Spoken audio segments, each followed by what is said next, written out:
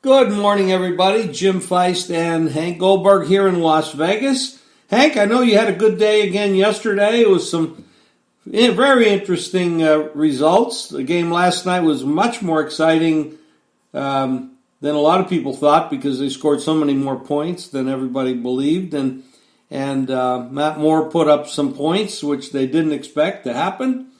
But then the game earlier with San Francisco and Carolina, I mean, we know San Francisco's undefeated and they're playing great, but that score was amazing. Yeah, that game was a total throwout to me. I mean, it was just, I don't know what happened to Carolina. I can't explain it. The game last night didn't surprise me at all. I had the over. I thought it would be a shootout because Moore is a pretty good quarterback, and they had all their other guys playing. In terms of they had all the speed on the field against a Green Bay defense that doesn't play the run all that well, and Green Bay had no pass rush last night, and Moore's offense. Andy Reid's a good coach, and Moore has a lot of experience, and he's they had all their quick guys in the lineup, and he took advantage of that. And they easily could have won that game. And Green Bay, coming on the road after a big win the week before, they were trading points. It was a very entertaining game, and that's the way I thought that game would be played, actually. The game had gone to 5. I thought that was a decent take in the game. Well, you're right. Well, I was wrong about that. But I had the over, so I came out okay in that game. And I went 4-2 on the CBS show yesterday. My 2 losses were the 2 games. One of them was a game I liked best, which was the Indianapolis game. That surprised me but when Brissett goes bad, he stays bad in the game, and he was bad throughout. And then in that last series, Denver blew the game because they got conservative at the end. And Flacco ripped the coaching staff after the game because on the 3rd and 5, instead of letting him throw the ball and try to maintain possession, they called a running play up the middle to try and retain, thinking that would use clock. And instead, they didn't make the first down, and they had to punt. And what happened was they gave Indianapolis too much time. They went into a soft defense, and the Colts moved the ball down, and incredibly, their kicker, who had missed a field goal and an extra point in the game, kicked a 50-yard field goal to win. Yeah, that was ironic. Yes, I was rooting against that because I was ticked off at the way they had played the game. Their quarterback stunk yesterday. He was bad. They had no touchdowns in the game. They just were lousy. And actually Flacco didn't play all that badly, and they took the ball out of his hands. What do you have him there for? Not to go conservative at the end of the game when you need to retain possession. As a visitor, coach is doing a horrible job with Denver, and as the quarterback said, and he was absolutely justified. We're a 2-5 team, and on the road, and we're in a position to win the game. And he calls a running play on 3rd and 5. Yeah, Fangio has not done well. Obviously, he was a great defensive coordinator, but as a head coach, he is definitely failing, no question. But I had the Giants yesterday, which I said they would play well yesterday, and they played well enough to cover. I said Philadelphia would come back. That all those experts who had written them off because they originally said they were the best team in the division. I thought they wrote them off too soon. They were going against a Buffalo team that had no offense. That was a pretty good call on my part. And I had that game, and I I went against Houston. I had the Raiders. The Raiders are always ready to play. He's done a good coaching job, and they had a lot of calls go against them. Some of them weren't such great calls, I didn't think, but the Raiders had I think 10 penalties in the game. They are the highest penalized team in the league, I believe, and that hurt them in the game. They could have won that game against Houston. Houston loses Watt for the season. That's not going to help them any. That's terrible. Terrible loss. But those two dogs came in for me, and I had so I had a decent day. And the Cleveland Browns continue to be. Freddie is still remaining in the kitchen, and I gave 10 points when it went to 10. Yeah, I didn't give it, but I played it. It was a little too late to give it out, but I played it too. This is going to be interesting this week. You got New England going to Baltimore. That's going to be an interesting game. Yep. Can anybody beat New England out of the AFC? I mean, the NFC is loaded, but the AFC just wondered. Baltimore can beat them. Well, this would be their week to do it. They're a home dog coming off a bye. But, boy, I tell you, New England is just a machine. Well, offensively, they're not a machine. And they are, but defensively, they're great. But this is an offense that has a lot of speed and a quarterback who's they've got a good running game. And so the secondary may not be as big a factor as they've been against the other teams. And they've played a weak schedule, let's face it. They haven't played a quality team yet. No, they have not. They have not. This is definitely the best team they've played all year.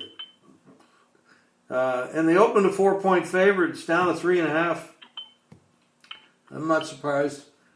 That's interesting. And Denver, the team that's kind of bickering internally, they get a chance to beat Cleveland this week.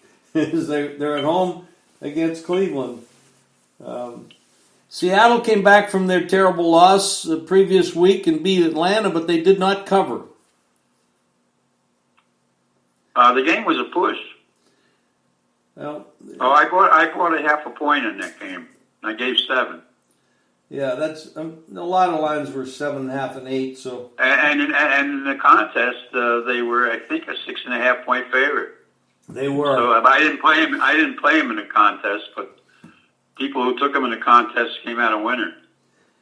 This will be Oakland's first home game in about a month and a half or something. It's been and they get to play Detroit. Philadelphia gets a home game against Chicago, which is Nagy is being heavily criticized again. What did you see? What happened? They missed a field goal.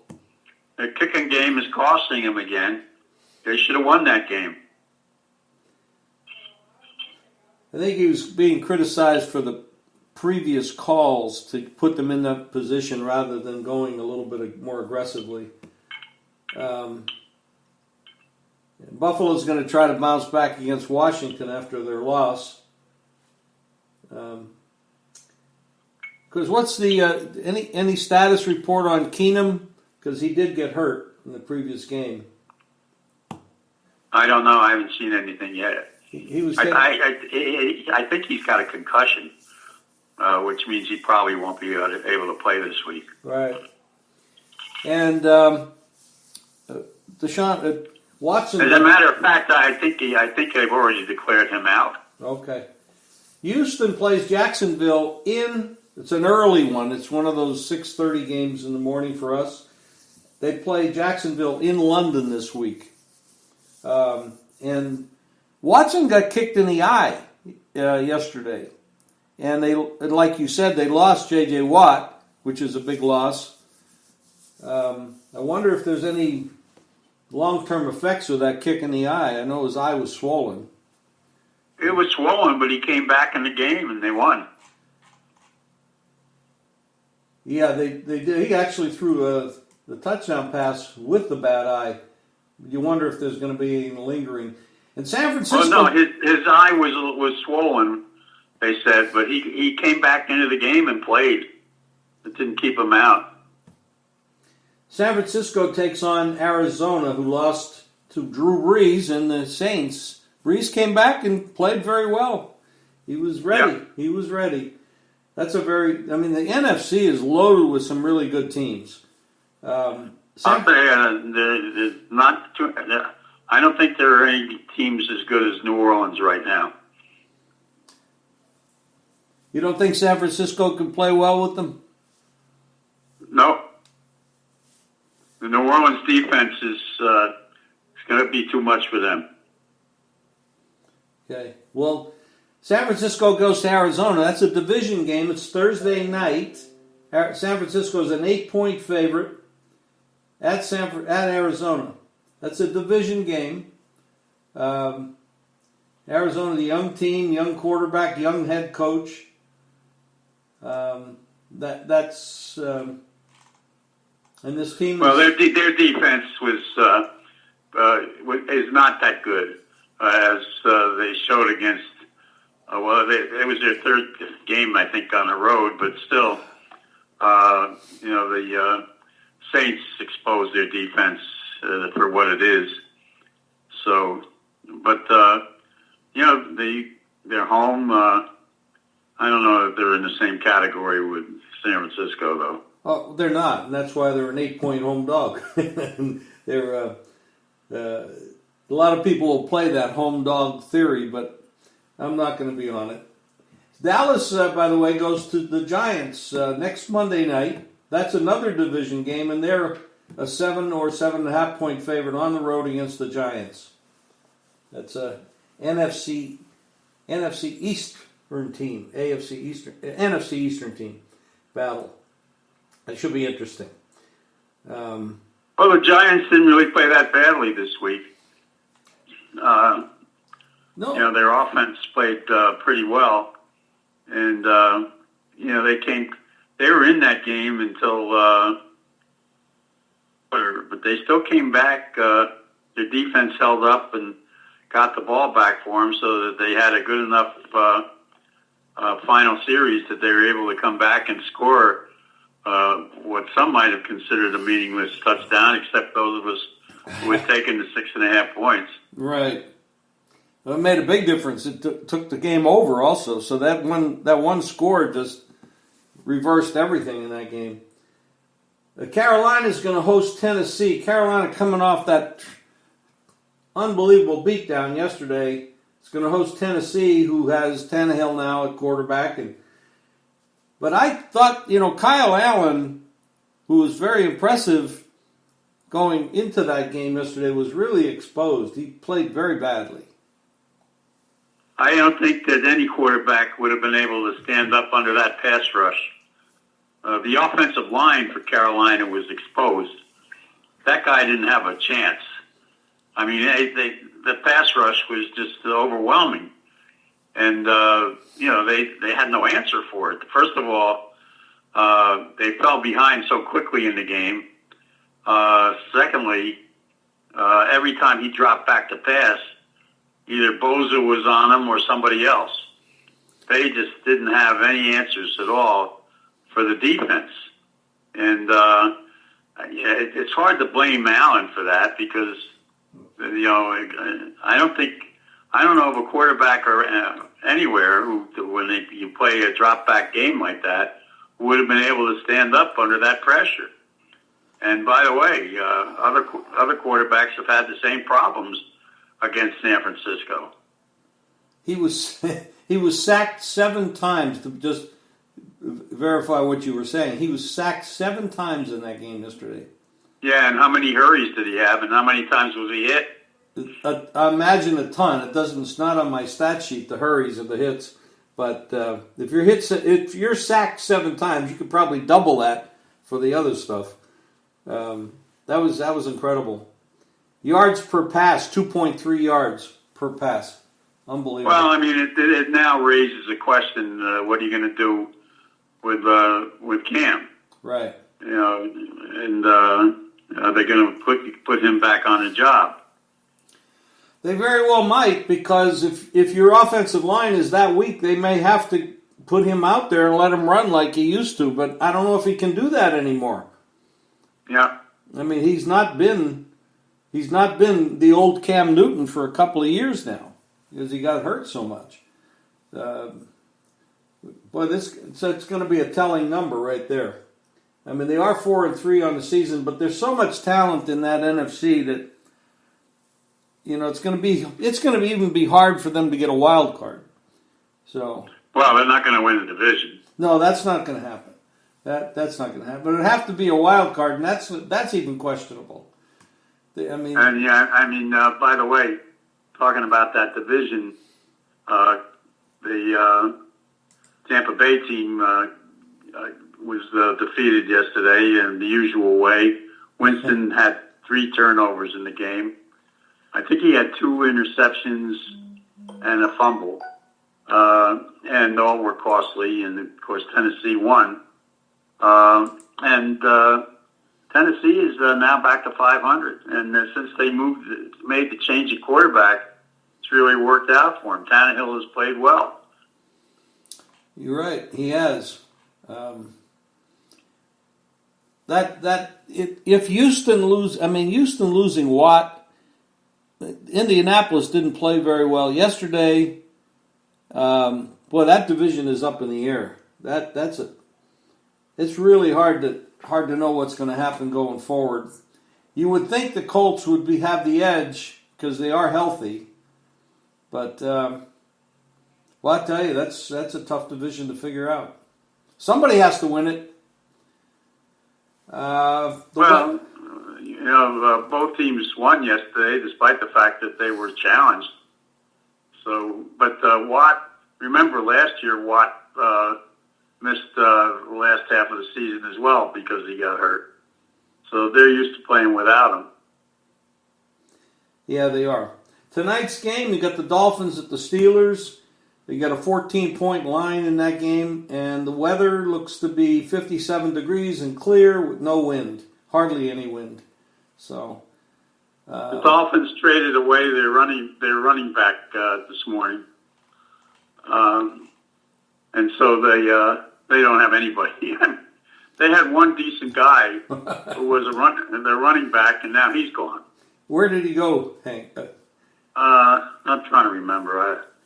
I forget who they traded him to, but I just saw where that they made a swap of him to one of the contending teams, a draft pick. Yeah. Today, what's today? The 28th.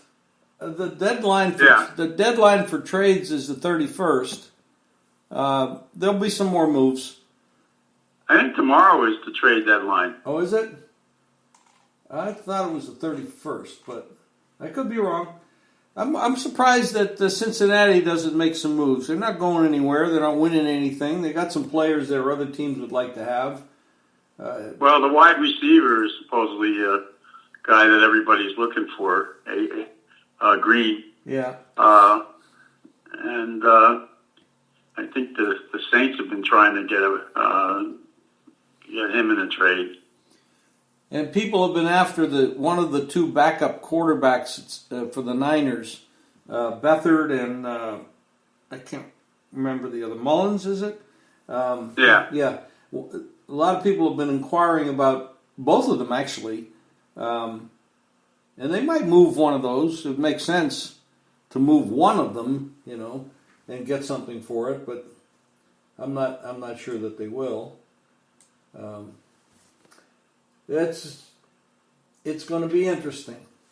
It's going to be interesting. It wasn't a good week for me. I actually had, because I had the total in the Raiders, the Texans game. I had it over, and they fell a point short. But that's the way the ball bounces. You know how that goes. Anything else going on, Hank, you want to talk about? Well, the Breeders' Cup post position draw is going to happen in a couple hours. Oh, that's exciting. we'll see what happens with that. And the races will be Friday and Saturday. There's a horse called 8 Rings who is going to be favored. He in the 2-year-old race. He had won 2 of his 3 races. The third race, he was in the Del Mar Futurity, and he veered at the start and threw his rider. Oh. Otherwise, he's been a dominating horse, and you know who the 8 Rings is named after. So tomorrow, there'll be a planted question at Belichick's press conference, asking him what he thinks about the horse, and I think they're going to put my name on the question, and it'll be interesting to see what kind of a reaction they get from him. Oh, that's it. That's great. I have to watch that. I know you're not. Also, I guess college football took a turn this week because Oklahoma got beat. They did by Kansas State. That was a huge upset, and that takes them out of the title picture. And you know, the Alabama team came back with a big win, and Clemson won easily. But the team to watch right now, I think, is Ohio State. They walloped Wisconsin. I mean, it wasn't close, and they've got a heck of a team. Yeah, and Ohio State's very, very legitimate. Very legitimate. Yeah. Yeah.